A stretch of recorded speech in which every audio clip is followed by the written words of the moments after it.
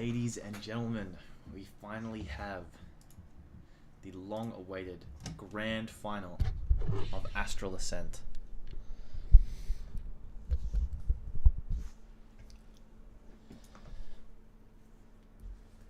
This match will solidify one of these players as a step above the rest.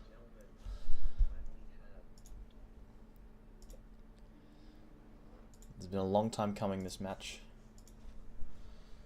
Give hands to me or no, I will say optional.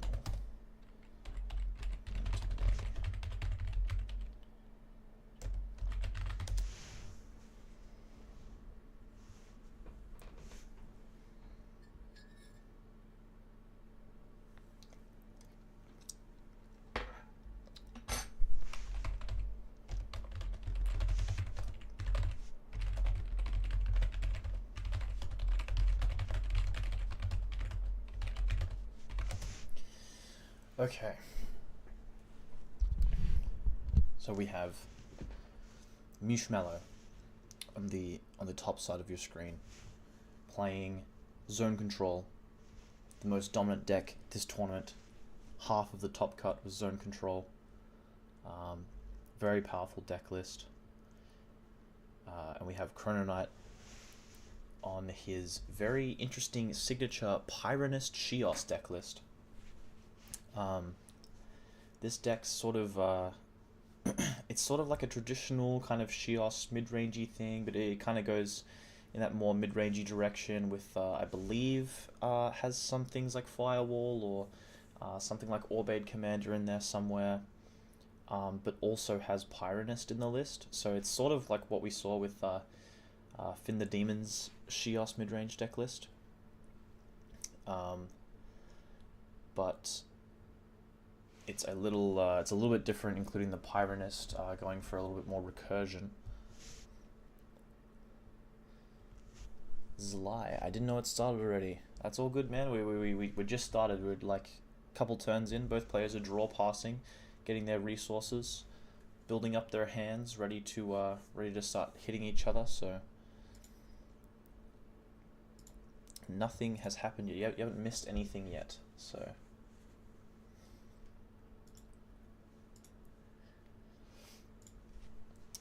CHRONOKNIGHT sets up 2 creature zones, just avoiding leaking his stars here. Both players being pretty passive here, I would say. Both are just sort of waiting to see what the other will do.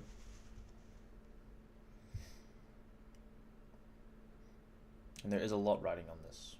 The winner of this will receive an Astral Crest piece, which is 1/2 of the way to earning an invite to the end of year Chaos Galaxy Invitational. This is a best of 3, right? Yeah, this is a best of 3 match. So this is the first game, but they will play a best of 3 series. The winner of this game will receive half of what they need to get invited to the end of year invitational. There's this Astral Ascent event, and then there will be a second Astral Ascent later on in the year, in around October. And the winner of that will play the winner of this event, and they will compete for that final invite slot.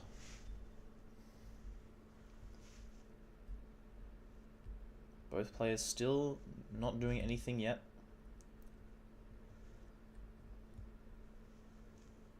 We'll see if CHRONOKNIGHT finally goes in here with 18 stars, 2 creature zones, a battle zone, and a resource.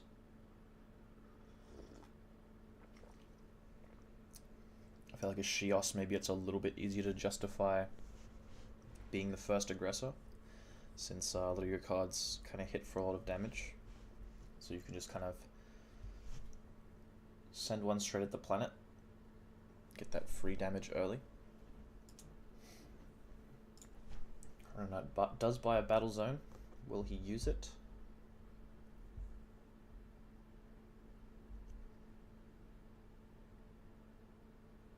Could be a Scoria Magsprout play coming down in a moment here.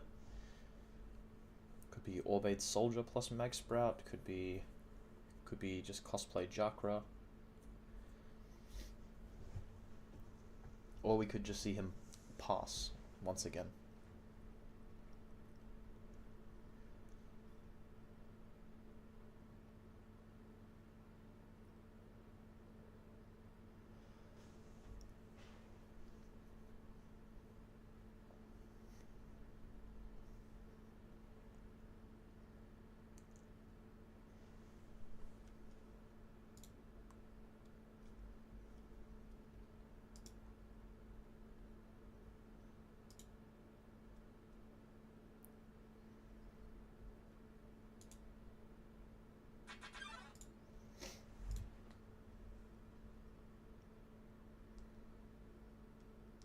I'm just going to check if I'm lagging. We do see Scurry and Mag Sprout come down.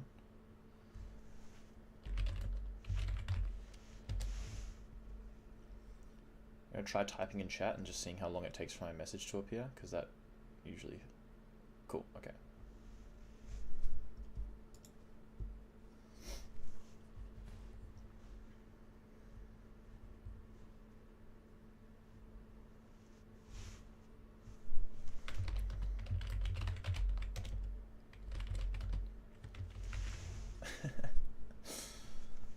Okay, so we do see Scurry and Mag come down. Scurry and Mag Sprout swings at the planet, 4 points over to Chronoknight. Or did he just send the Mag Sprout? Because he only gained 2 points. So maybe he didn't want to risk losing the Scurry carrier to a beast here. But I feel like if he beasted this early, it would be kind of fine.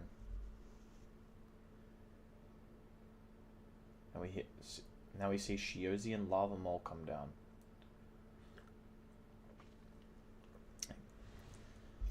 Can be a very,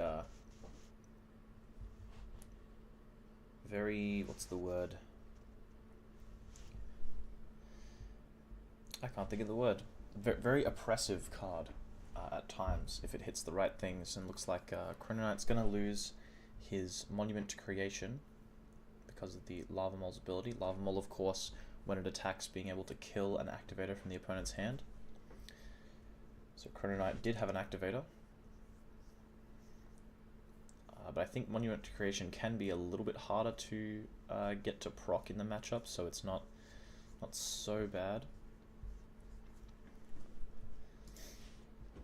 And yeah, it does look like Chronoknight did only attack with the Mag Sprout on the previous turn, so he'll only just now go to 4 points.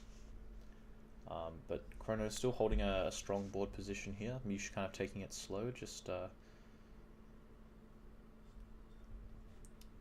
taking advantage of the mole and seeing what he can snipe, and seeing if Chronoknight's going to follow up the board a lot. And he does find the low committal Macrabblab. So these Chaos Galaxy card names are so silly.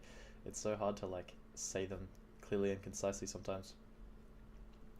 MEWSHMALLOW now going to pay 3 for the North and go search with Gaios. Probably searching into Tribite here. Pretty standard for the zone control list. There's the Tribite. North ability is going to bring it right back. Then we'll probably just see zone and cosplay Tribite, but we could also just see North attack here.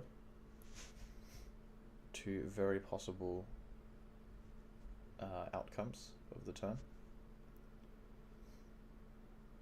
MEWSHMALLOW 1 star looks like he might be going for Gla. No, goes for Thorngabork, so this also makes sense because this maximizes Thorngabork's power, because now you can clear the very weak Macrabblab with the Thorngabork. But at the same time, in the Shios matchup, there's a lot of like 10 health creatures. There's a lot of things that that you're going to be able to kill with Thorngabork anyway, so it's not like you're super maximizing your value here, but still nice to be able to get a nice like efficient clear for cheap here. So the North and the Thorngabork will clear the Mag Sprout and the Macrabblab, which will proc the Shios Punnet ability, giving Chronoknight another draw proc. We'll see him go to 16 stars here, and we'll see how he wants to follow up this board. So they're both fairly even, just sort of trading resources. I would say Chronoknight's fairly ahead right now, just not by a super large margin, but in terms of how far early games go, I would say CHRONOKNIGHT's ahead. He's got a decent bit more stars. Obviously, he's taken more points so far as well. Mewsh has the established board, but I imagine CHRONOKNIGHT won't be overspending too hard to grab the board back. And we see the first Pyronest of the set come down. Probably CHRONOKNIGHT's signature card this tournament. This has like been his big like meta call to invest in Pyronest into his deck list. He seems quite taken with the card. I personally, I don't know if I necessarily see the value. It's just a lot of, it's fairly slow. It's a fairly slow card. You can return one killed 5-star or lower Chaos creature to the top of your galaxy, except Pyronest. So he will get back his, I believe his Scoria Carrier is what he got back to the top of his list. So he'll be able to draw it next turn, but it's just the fact that you're having to wait until all the way until next turn in order to play it, to draw it and then play it is unfortunate. It's almost like saying, add a killed 5-star or lower Chaos creature to your hand, but skip your next draw. Which is, I don't know, it's interesting. But we do see a second Monument to Creation from CHRONOKNIGHT. One was killed by Mole, but he has another one to proc on the Thorngeborg draw, giving CHRONOKNIGHT some pretty nice hand recuperation there. I think Mewsh is going to have to start playing some cards down and converting some cards into value fairly soon here, just to make sure he doesn't keep trading even with Chrono on card advantage but falling behind in points. So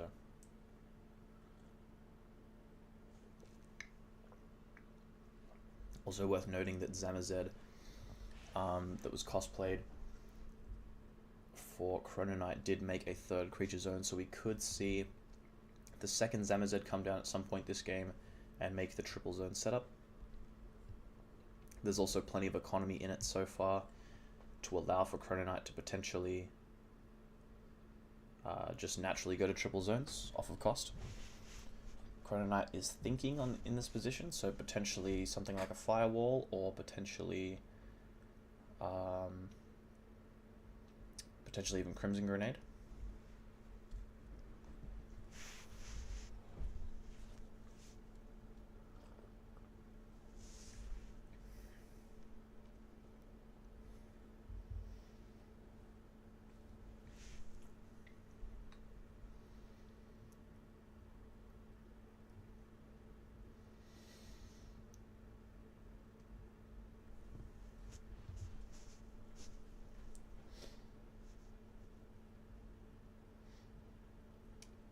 If it's Firewall here, I can't imagine this being the best for you.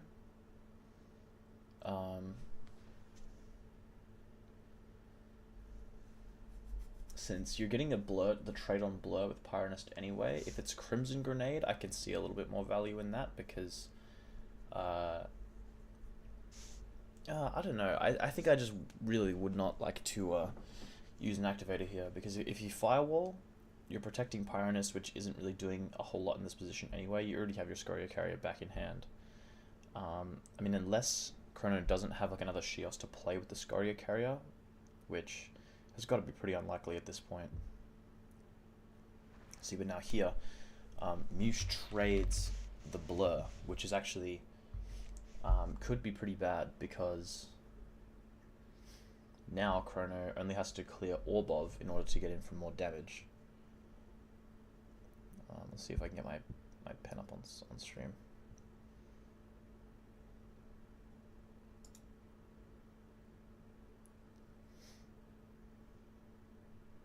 Let's see, can you guys see that?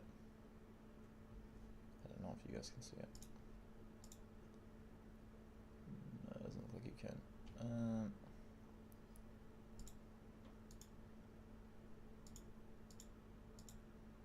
There we go.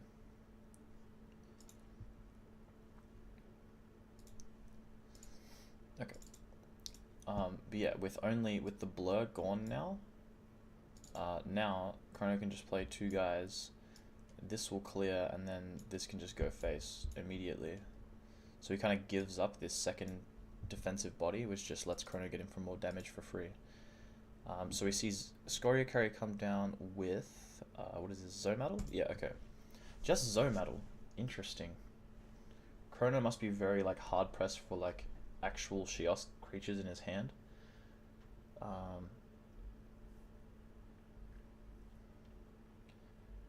Because you would definitely want to play something that attacks for a lot of damage in this position, or at least like does some amount of chip damage, like even like Fraxel, or but like something like Orbade Soldier would be really nice here.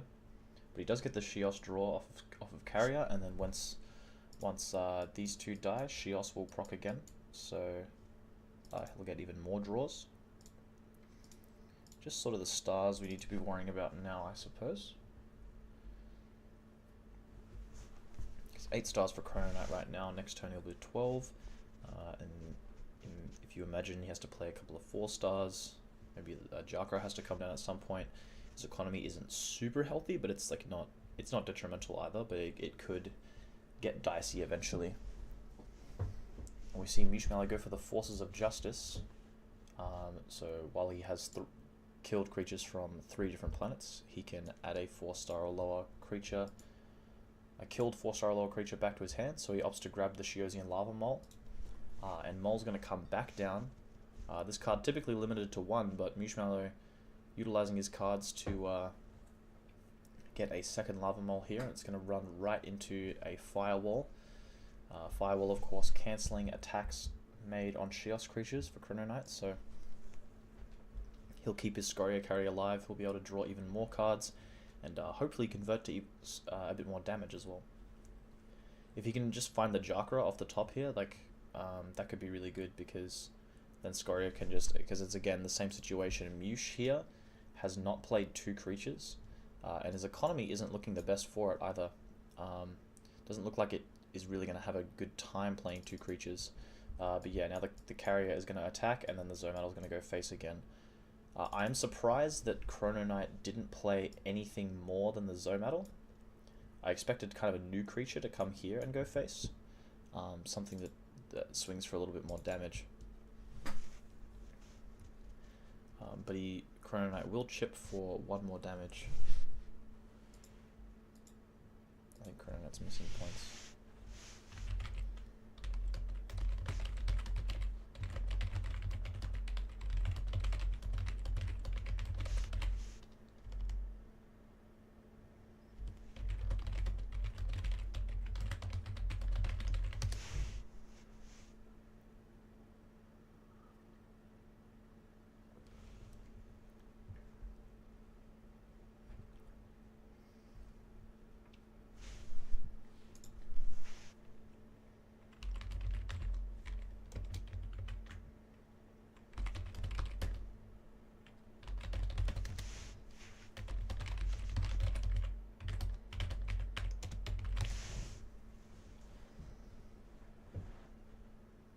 Huh, okay. Never mind. Chrono he hasn't been attacking with the Zomaddle face, so he's too afraid of Beast of the Black Hole. So Chronoknight playing around Beast of the Black Hole here. So he's holding back the Zomaddle so that because if this does attack, then Beast comes down, then he'll lose his Scoria Carrier, and I think he's relying on his Scoria Carrier right now to get all this card advantage over here. Because he is drawing a lot of cards with the Carrier right now. Mewsh brings the Zamazed down, gets another creature zone, and is going to use Zamazed to trade into the Scoria Carrier. Again, trading here, especially against Shios, seems very scary, because your board is just so open now. And with Zomaddle like already up, like Orbade Commander could just come down for 8 and just hit you in the face with this. And even if you beast this, there's still Jakra, there's still Largy, there's still so much in this list that just hurts like crazy. We see Firebolt Inari come down for Chronoknight. So this is also a 7-drop. Just going to be Fireball Tenari attacking. 4 points. And MEWSHMALLOW was holding the Beast of the Black Hole this entire time, so we see Chronoknight kind of get rewarded for playing around it and not losing his Scoria Carrier, but at the same time it's hard to say if Mewsh would have beasted a lone Zomattle with a Scoria Carrier and would have just held it for this position anyway to block the 4 damage, so yeah. I think Mewsh has gotten a lot of value out of this beast because he's prevented Chronoknight from attacking, what, like on 4 separate occasions. He could have attacked with a Mag Sprout and with Zomattle 2 times, so he could have, Chronoknight could be on 8 points right now.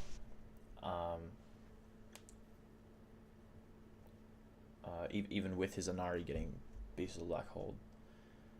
So Mewsh's kind of extracted a lot of value out of just holding the beast and making Chronoknight afraid of it. But now that it's gone, I'm imagining Chrono is going to step up the aggression a lot.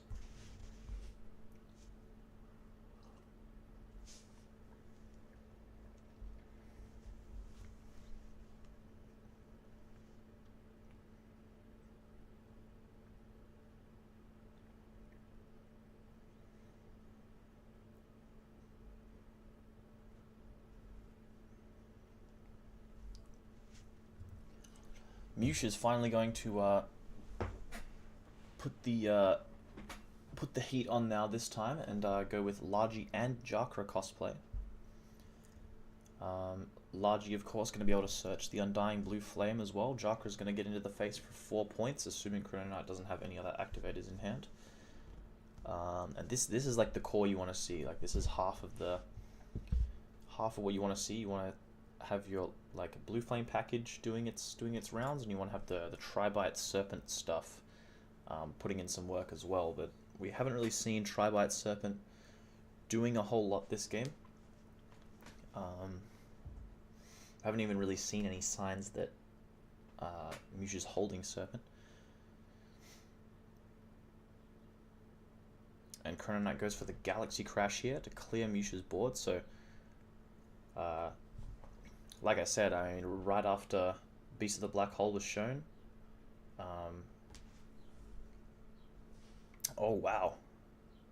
And Pyronist is going to steal MEWSHMALLOW's Jakra from his killed pile and add it to his own deck and thereby his own hand next turn and prevent Mewsh from ever proccing his Undying Blue Flame.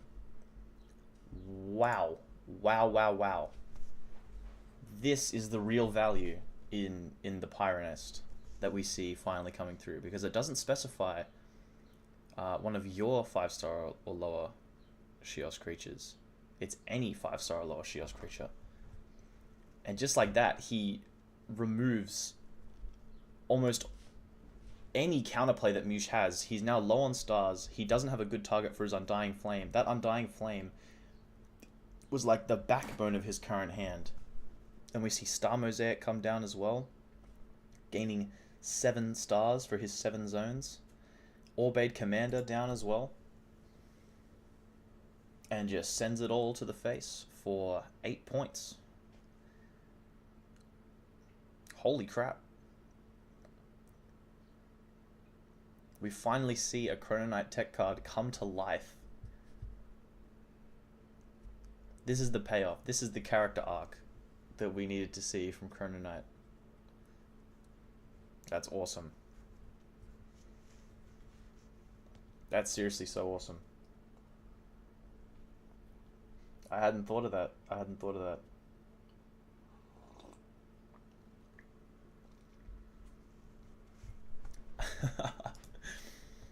MEWSHMALLOW is stunned. He doesn't know what to say.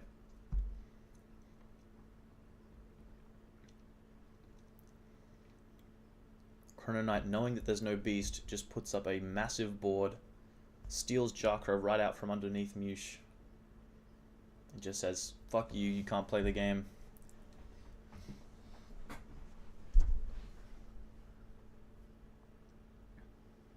Wild play? Yeah, I know, right? That's crazy. Nobody's playing Pyronus, by the way. Like, nobody's playing this card except for Chronoknight.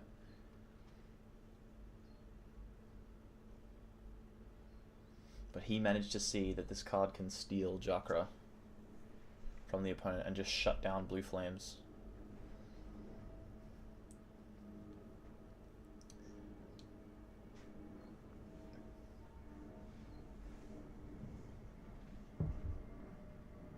And Erratic Void comes down to prevent Largy from coming off the Undying Flame. But Mewsh does have the Chakra cost play here. Manages to return Orbade Commander back to the deck anyway.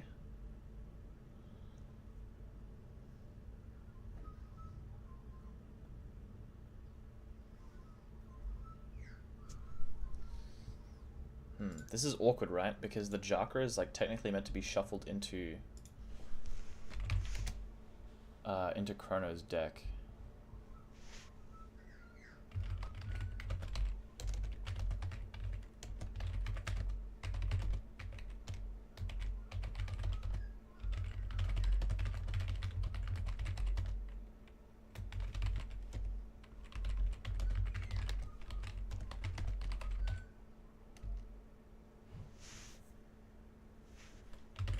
I don't think we can shuffle opponent's cards into decks.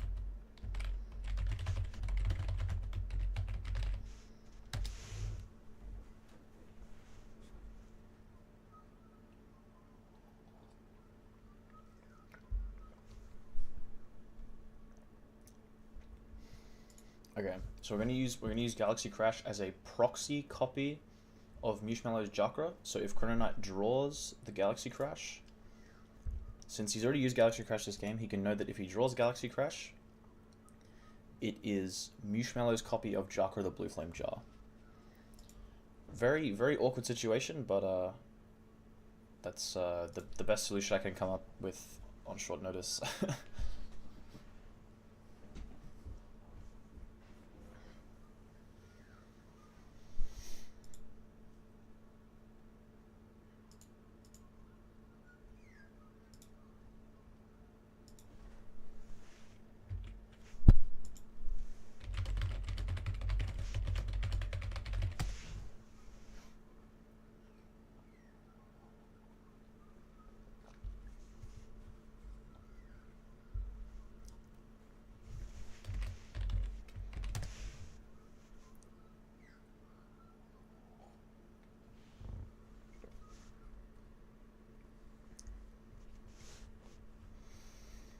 Okay.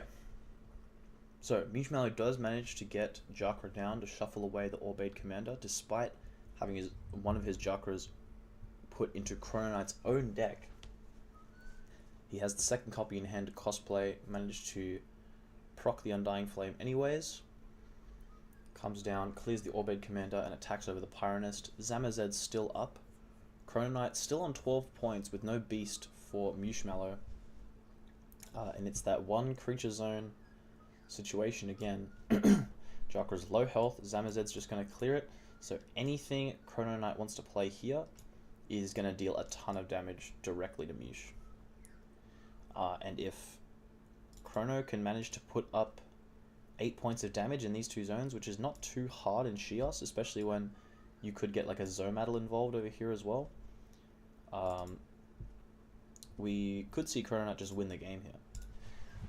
But I imagine he'd be going for the play already if it was obvious. And Chrono just opts to kill the Jakra with the Zamazed. And Mewsh utilizes the planetary field on just Jakra. And Chronoknight drops the activation activated activator on that planetary field. That was only to keep one Jakra alive. This is nuts. These players are scrapping for every like little bit of resource. But yeah, really, Chronoknight had absolutely nothing to fear there. If he wanted to just send 8 points to the face, if he had it in hand, it would have connected. So that would definitely indicate to me that Chronoknight just doesn't have enough damage in his hand right now. And just the Tri-Bite down for Mewsh. Mewsh is like struggling very hard with the star economy now after that whole Undying Flame debacle with Pyronist. So just gets the Tri-Bite down, but with both players on triple zones, I mean, it's not doing a whole lot. Chronoknight just passes directly back to Mewsh, says go ahead, which does potentially give Mewsh a little bit of leeway here. He's going to recuperate some stars. Drops the second Tri-Bite, sends them both into the face, picking up 2 points of chip damage.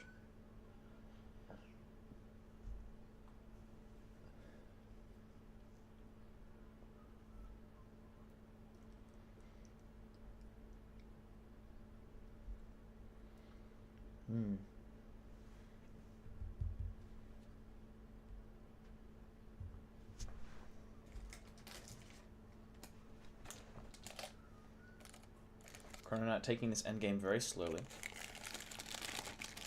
He knows he's in a commanding lead right now, and he wants to make sure he ends the game with precision.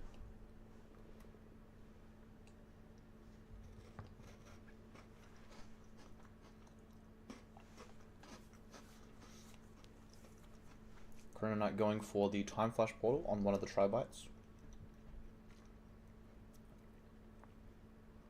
Going to drop Guster to remove the zone that Tri-Bite was in. And since Mewsh can never create the same zone again, even if he buys another zone, it is not technically the same zone, so Time Flash Portal will never put it back in its zone anymore. A second Time Flash Portal comes down for the second Tri-Bite. Orbade Commander comes down for cost. 6 points of damage here. And the final 4 stars, another Guster comes down, removing the resource zone, which has no opportunities to respond. But on moving into battle zones, the Orbov does come down, denying 2 damage for Chronoknight, and just barely denying him the lethal. 7 points over to Chronoknight. He needed 8. The Orbov prevents that 2 damage from the second Guster, just barely keeping MEWSHMALLOW alive.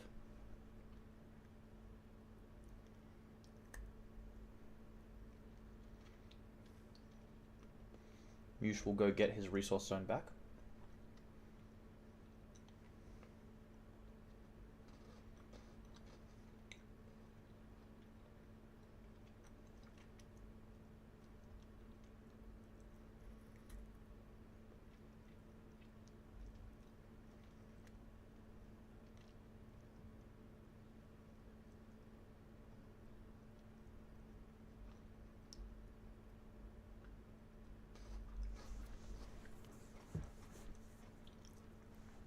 So MEWSHMALLOW is barely alive now. What is he going to do with this second chance?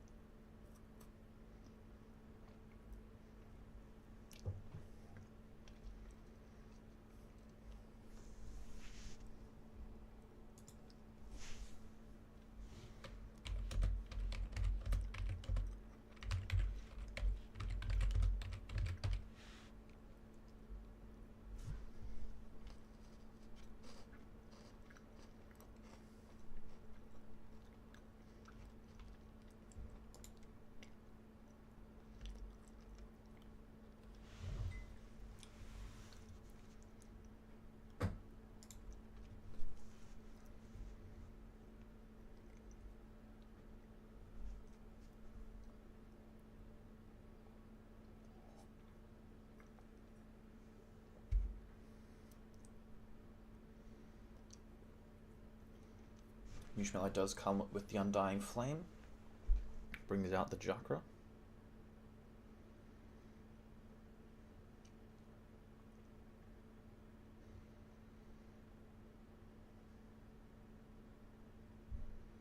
Chakra going to use its ability to shuffle away one of CHRONOKNIGHT's creatures again. So once again, the Orbade Commander is going back into the deck and shuffled in. Very similar to what we saw before. And Chakra is going to clear one of the Gusters. Tribite will come back from the Time Flash portal. CHRONOKNIGHT going to Planetary Field the attack from Chakra, keeping his Guster alive. With very few cards in hand, I think CHRONOKNIGHT just wants to guarantee he has all of the creatures he needs.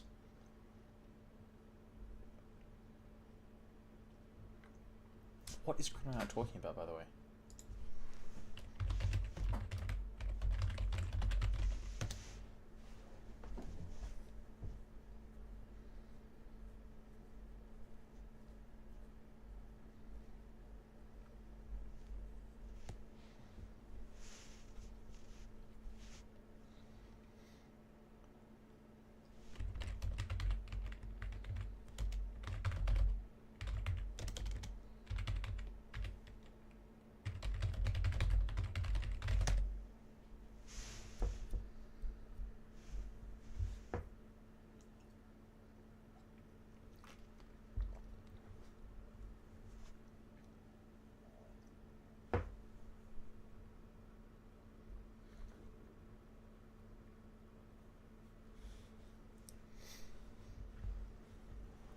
CHRONOKNIGHT unfortunately wanted to target 2 creature zones with his Gusters, not the resource zone.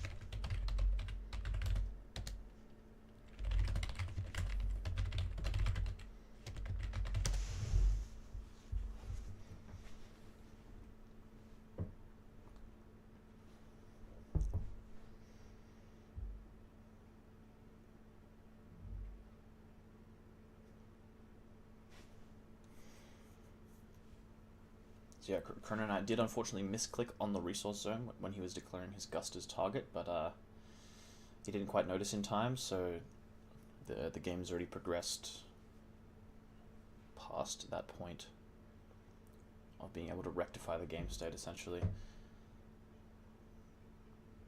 I think even with a misclick, I think you still kind of have to double down on that and say, unfortunately, you just misclicked.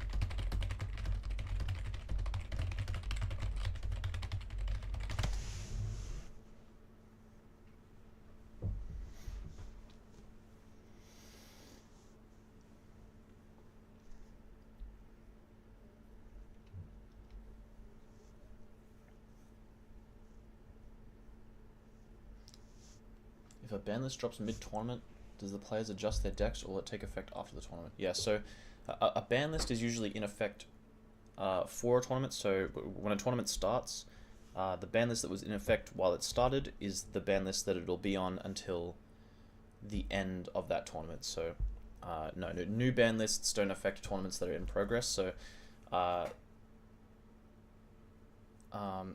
this tournament was on the previous ban list, which is why there are a few like different.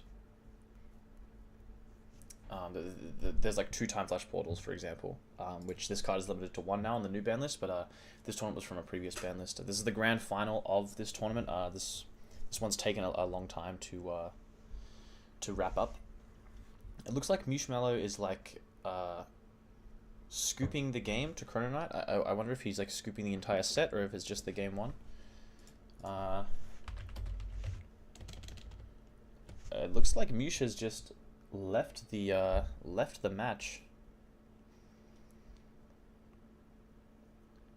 This could be quite a anticlimactic way to end the tournament. I'll check back in just a moment.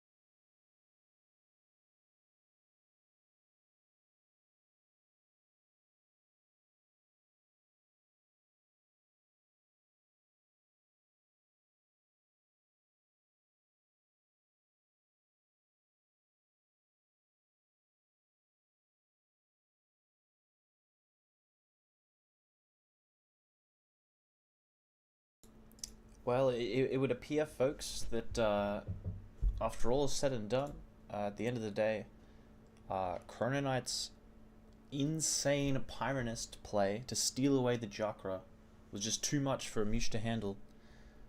And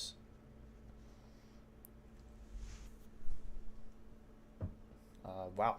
I mean, Mewsh has just been left speechless. He's left the game after just game 1.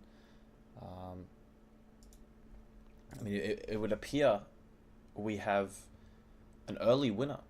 CHRONOKNIGHT, after just 1 game in extraordinary fashion, has taken the grand finals from not only MEWSHMALLOW, but has won the entirety of ASTRAL ASCENT. Big congrats to CHRONOKNIGHT. It was a really long journey to actually win this whole event. I mean, and I've got a mistake in my graphic because of course I do. Sloppy from me. But yeah, I mean, CHRONOKNIGHT had to play the most games out of any player at the entire tournament, because he came from all the way back at the very beginning of the top cut bracket and had to fight his way all the way through and back up to the grand finals to face MEWSHMALLOW, and here, I mean, just blows him away in 1 game. I mean, amazing stuff. That's going to do it for ASTRAL ASCENT 1. CHRONOKNIGHT is now the proud owner of the Astral Crest piece. The winner of Astral Ascent 2 will also obtain an Astral Crest piece, and then CHRONOKNIGHT and the winner of Astral Ascent 2 will play in a best of 5 winner-takes-all match for the other's crest piece. The winner who achieves the full crest will then be invited to the end-of-year Chaos Galaxy Invitational, where only the very, very top players, the highest elite, are invited to play. Thank you all for watching. Slight anticlimax, but also this is a very big win for CHRONOKNIGHT, and I can't congratulate him enough. Having a first place under his belt, even if it is just for an Astral Ascent, we've been saying this for a long time, that a first place in Astral Ascent could be a big boost in confidence for CHRONOKNIGHT going forward into main SBR events, and I think this win could see him go on to perform very, very well in future SBR events. Thank you all for watching, and stay tuned for more events in the future. Take care, guys.